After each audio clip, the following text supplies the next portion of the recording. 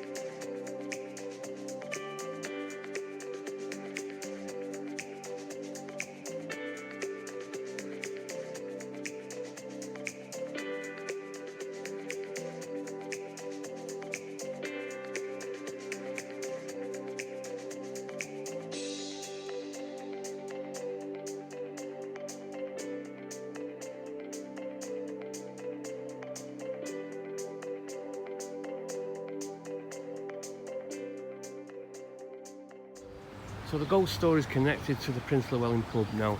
The one where you can see the Robinson sign, the window here is supposed to be an apparition of a lady dressed in blue, and she has like a watch at the top, which is like a uniform, like a nurse's uniform, and she's been seen at that window on several occasions. And also the top floor, you can see there was a guy who used to work in the bar who lived on the top floor, and he complained of being pinned down in the middle of the night by his arms. And also, just a mention of ghosts in there, it sets off pots and pans being rattled, noises, glasses smashing, and even one night on the phone rang, and there was an eerie scream down the phone, which they couldn't explain as well. So we've already shown you the Prince Llewellyn during the daytime. This is that evening, and at the windows, apparitions are supposed to have been seen. But please comment if you can see anything. And we're just going to go back to daytime now. So the building you can see here, this was once the stables.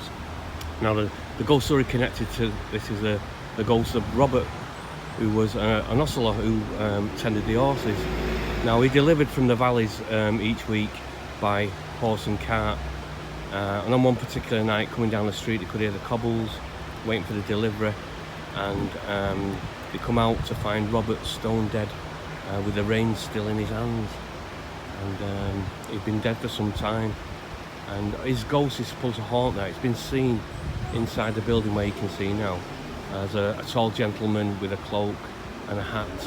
So the ghost of Robert still visits the Prince Llewellyn pub. So we're just going to take you down to Gelert's grave. Now the story behind Gelert's grave is Prince Llewellyn was a very famous, his hobby was hunting. He used to love to hunt, and he had a palace here because around these parts of Beddgelert is where he favoured to hunt. Now on one particular day he went out on a hunting expedition, and he always had his favoured hound with him called Gelert, Irish wolfhound, his favourite hunting dog. Now while he was out, he noticed Gelert wasn't with him, so they finished the hunt early and they went back to the palace. Now what Llewellyn found at the palace was his newborn baby. The cot he was sleeping in was overturned. There was blood all in the room, and Gelert, the hound, was in the corner covered in blood. He was horrified by this, so he took out his sword and he killed Gelert for killing his newborn baby. And he remembers the howl, the final howl Gelert made as he died. And then he discovered he heard the baby crying underneath the clothes of the cloth, and he lifted him up, and the baby was there untouched, and next to the baby was a dead wolf, also covered in blood. And Gelert had protected the baby from the wolf and killed the wolf. Unfortunately, Prince Llewellyn thought it was Gelert what had done it, and he was full of remorse for his favourite hound. Now it was said that since that day Prince Llewellyn never smiled or laughed again, and he was so distraught by the killing of Gelert that he give it a royal funeral. And we're just heading to his grave now, and he took Gelert to this spot and he placed a stone above the mound where Gelert lays. So this is the final resting place of Gelert, the favoured Irish wolfhound of Prince Llewellyn, and he gave him what's described as a royal burial, and placing the stone on top of where Gelert lay.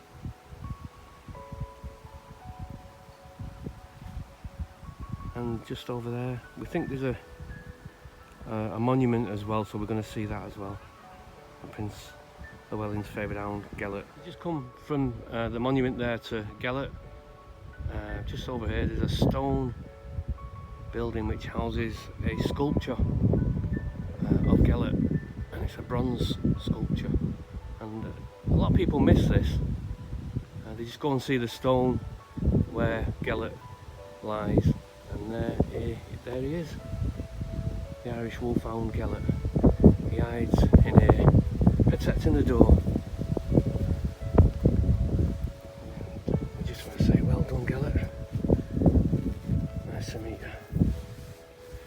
Little bronze statue of Prince Llewellyn's favoured hunting hound, Gelert. And as you can see, is that Gelert protecting the baby in the bedroom, because he's watching the door,